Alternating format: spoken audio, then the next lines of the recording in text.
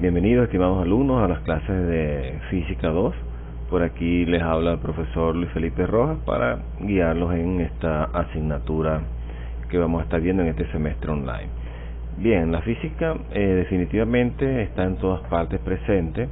Donde menos nos pensamos está un fenómeno que nos está rodeando, lo tenemos cerca, como la electrostática. Entonces, vamos a empezar con el tema 1, que tiene que ver con carga eléctrica, fuerza eléctrica, campo eléctrico, aisladores, conductores, etcétera, ¿no? Y vamos a empezar hablando aquí de lo que son los materiales conductores y aisladores, o de lo que son los conductores y aisladores como tal. Ya muchos deben saber lo que es un conductor y deben saber lo que es un aislante. Fíjense, los conductores, por este lado, los conductores permiten que las cargas se desplacen con facilidad. Esto es lo que hace que podamos transferir carga de un cuerpo a otro cuerpo, ¿okay?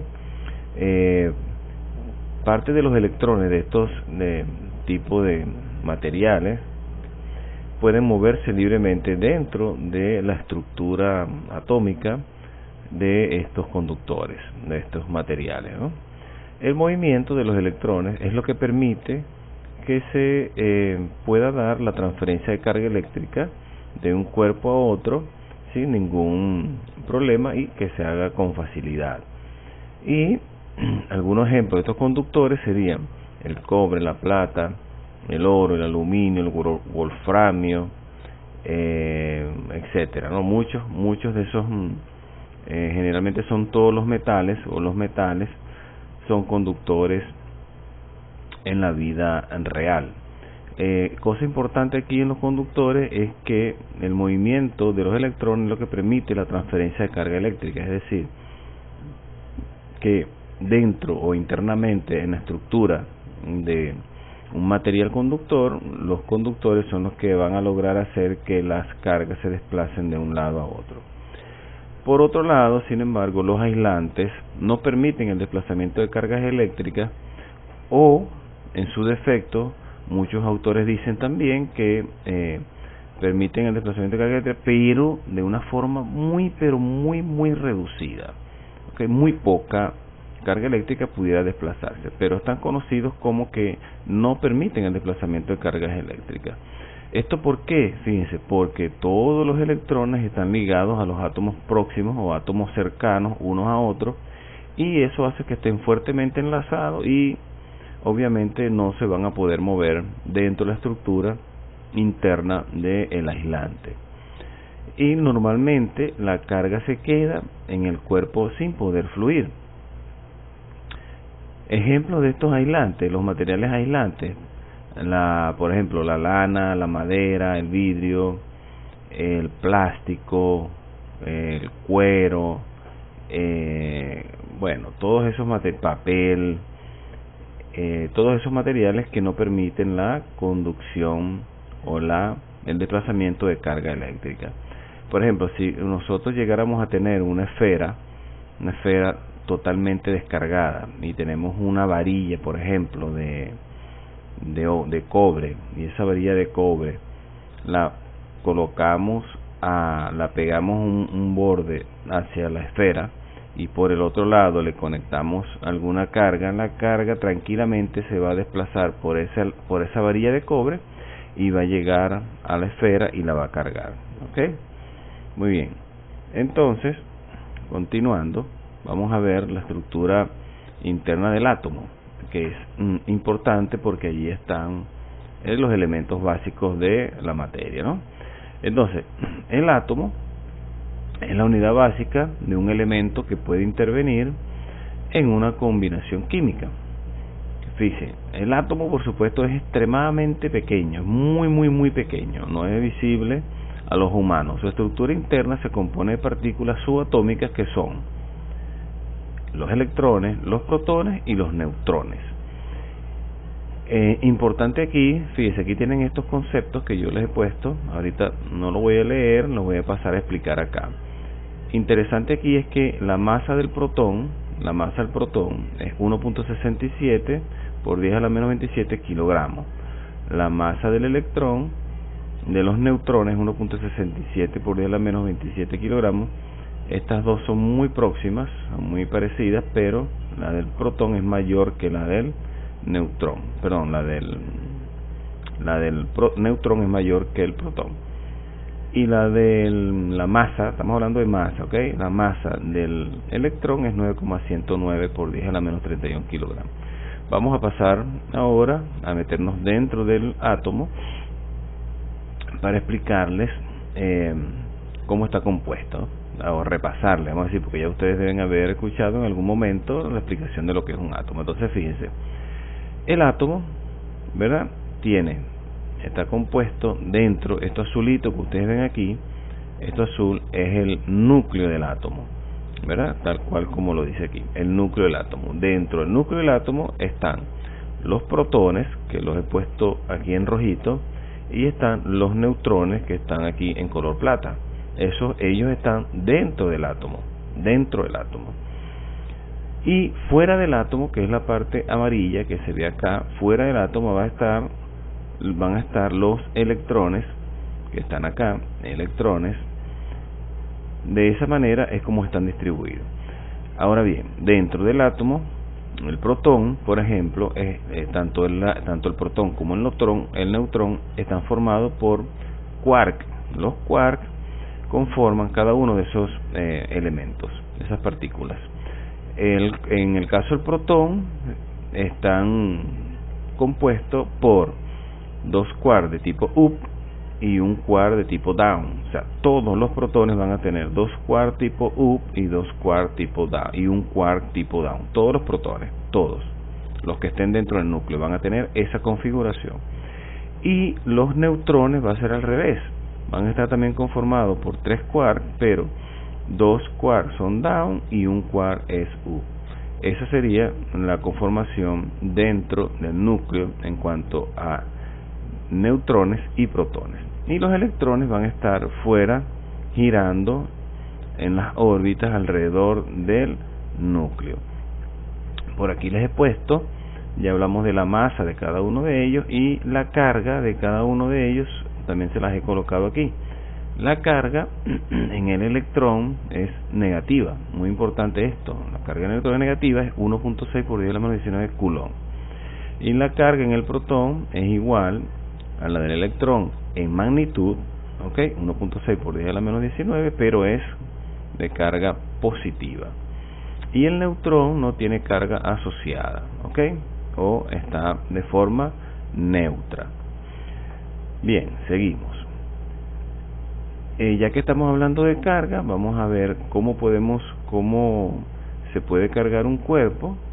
Ustedes ven aquí los niños pegándole la manito a la esfera y ven cómo se transfiere la electrostática a sus cabellos, ¿no? Bien, las formas de cargar un cuerpo son muchas. Aquí les he puesto apenas 5. Esas 5 formas de cargar un cuerpo tienen que ver con, la primera es con frotamiento, ¿verdad? Cuando frotamos dos cuerpos, por ejemplo, si usted frota una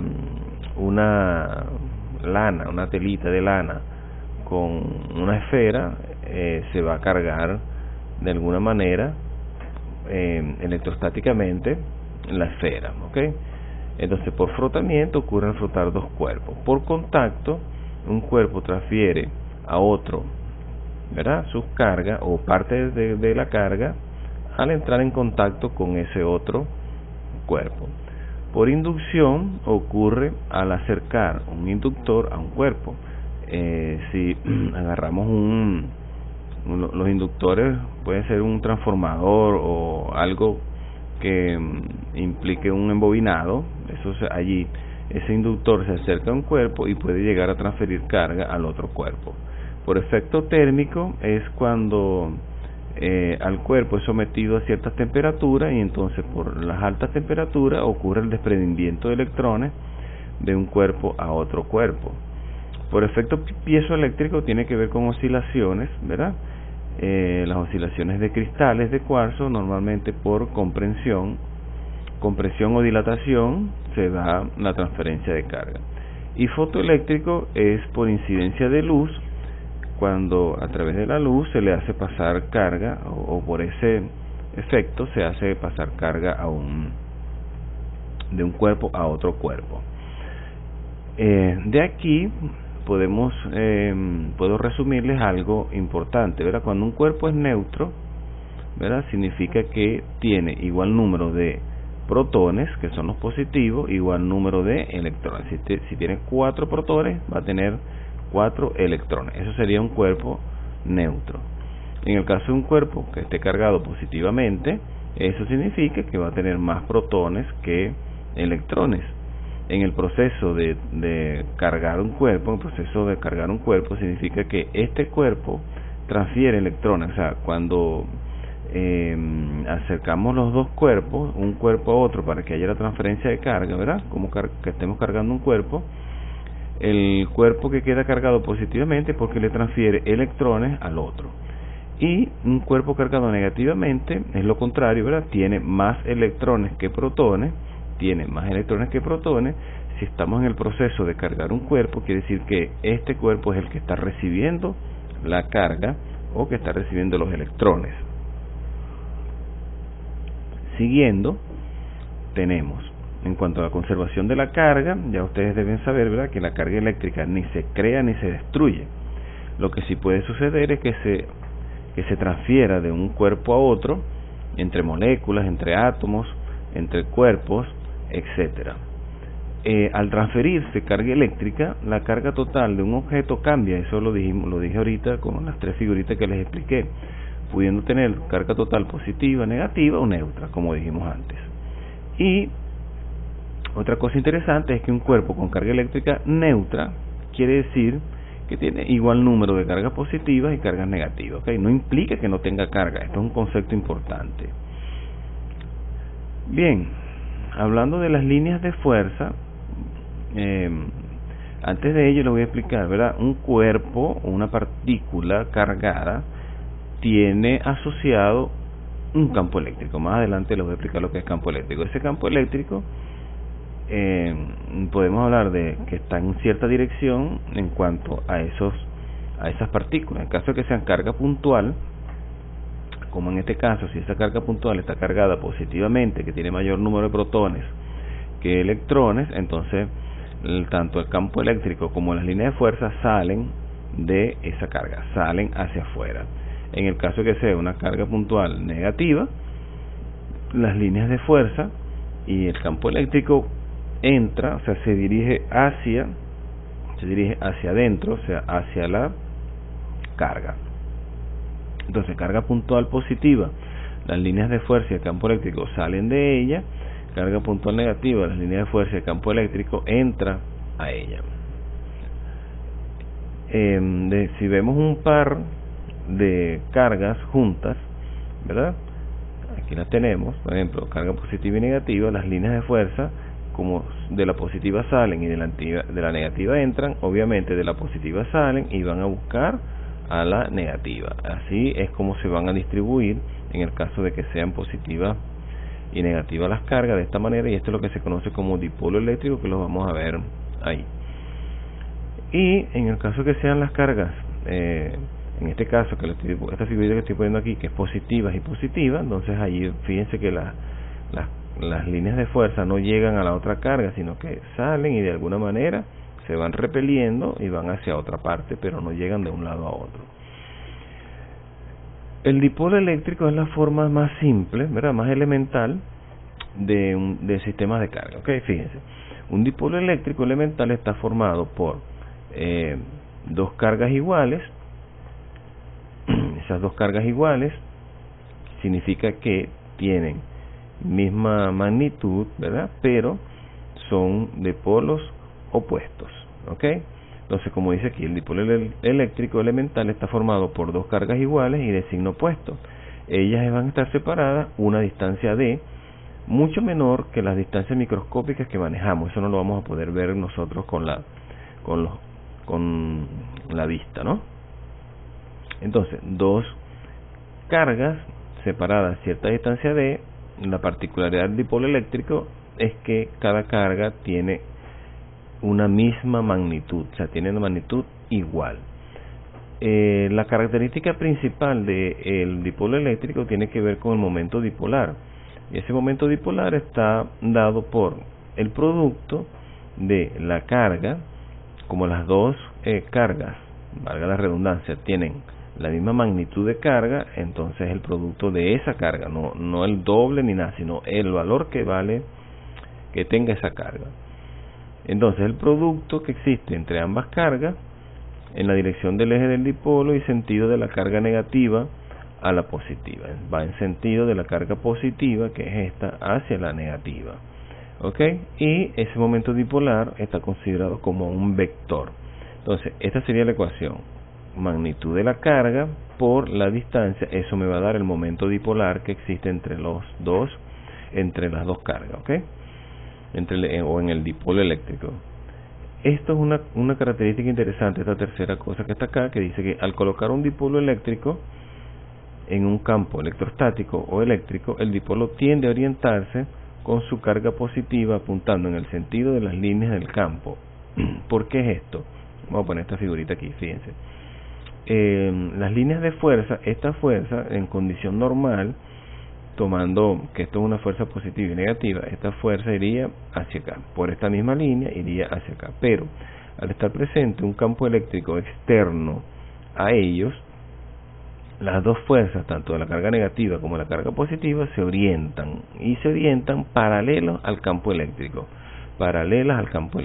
y lo que dice acá es que la carga positiva va a ir en dirección del campo eléctrico, que está denotado con la letra E. Entonces la carga positiva se orienta en dirección al campo eléctrico. Y fíjense, en cierta manera, si esto tiene una fuerza hacia acá y esto tiene una fuerza hacia acá, esto quizás pueda girar. Si ponemos un fijo aquí, estas cargas quizás puedan girar en forma circular.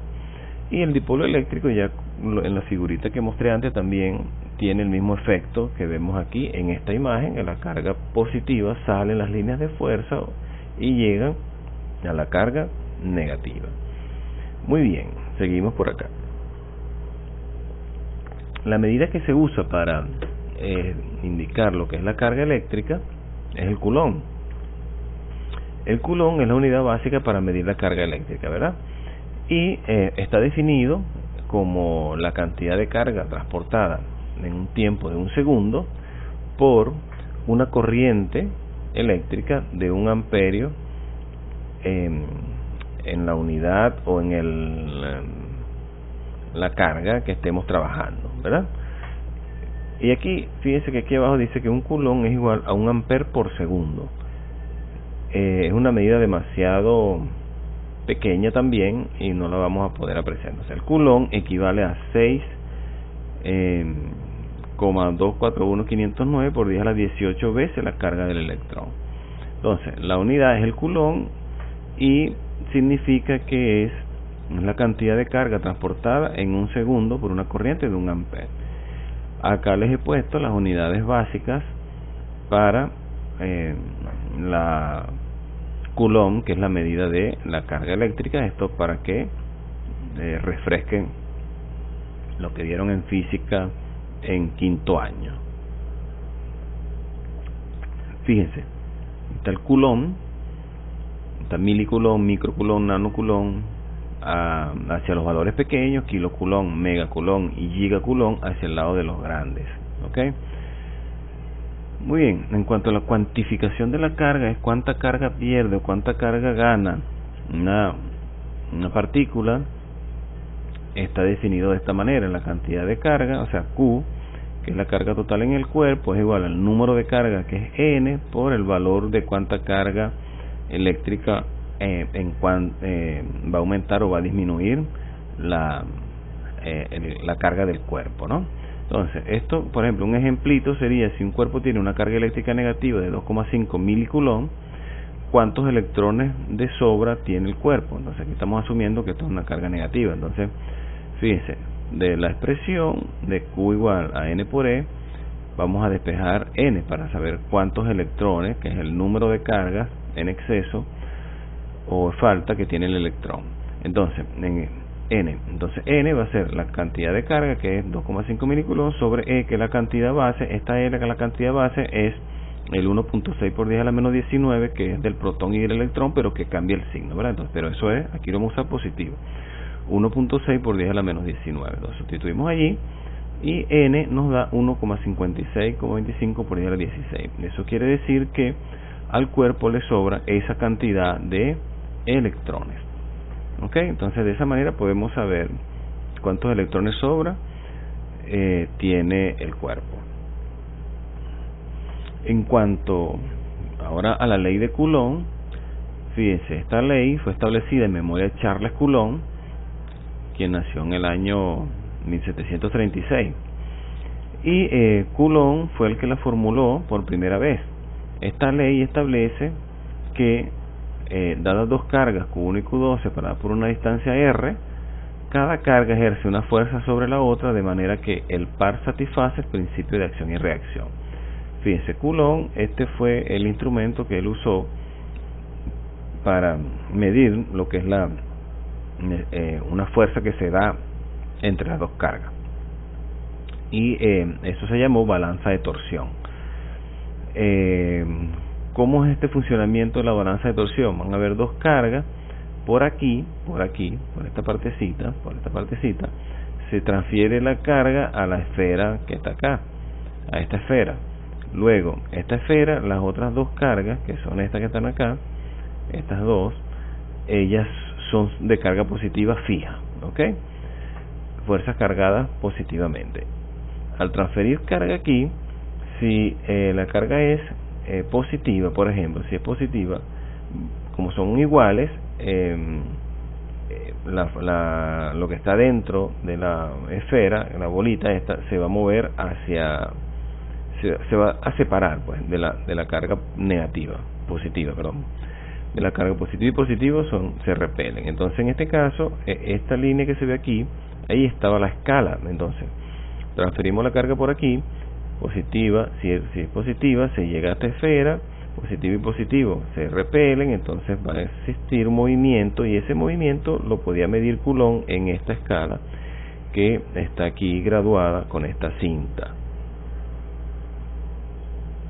Básicamente esa es la forma como Coulomb logró medir la fuerza.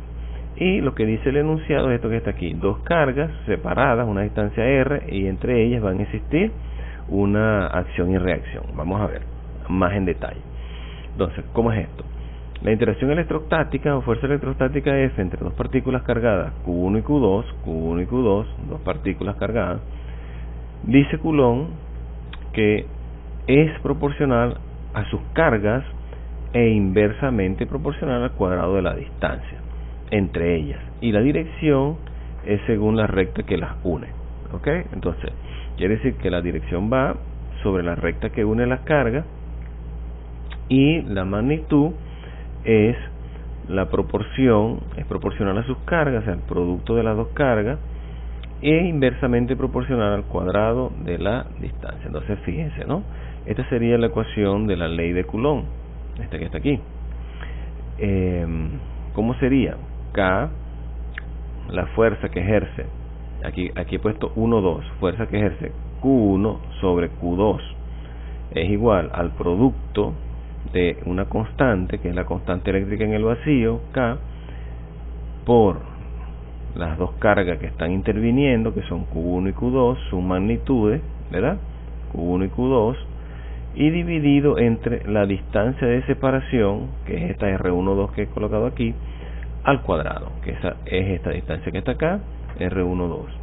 El 1, 2 es simplemente para denotar que es la distancia entre la carga 1 y la carga 2, pero es esa distancia. Y adicionalmente tenemos este vector que está aquí, que esto es un vector unitario. Aquí está toda la descripción, ¿ok? Ese vector unitario es el que va a darle la dirección a la fuerza 1, 2. En esa dirección va la fuerza. Por ejemplo, aquí este R12 es un vector unitario que tendría magnitud 1 y va de Q1 a Q2. Y ese vector unitario se calcula de esta manera, ¿no? Esto ustedes lo deberían saber de física 1. el vector dividido entre la magnitud del vector. Recuerden que, ¿verdad?, si tiene un sombrerito así, es un vector unitario. Si la variable tiene una flecha así, entonces es vector. ¿Okay? Entonces, en cuanto a las unidades de la fuerza eléctrica, tenemos el newton y sus subunidades serían esta que les muestro aquí para que se refresquen: kilonewton, meganewton, giganewton. Por el lado pequeño sería milinewton, micronewton, nanonewton. Muy bien, vamos a dejar la clase de hoy hasta aquí y luego vamos a continuar con otras.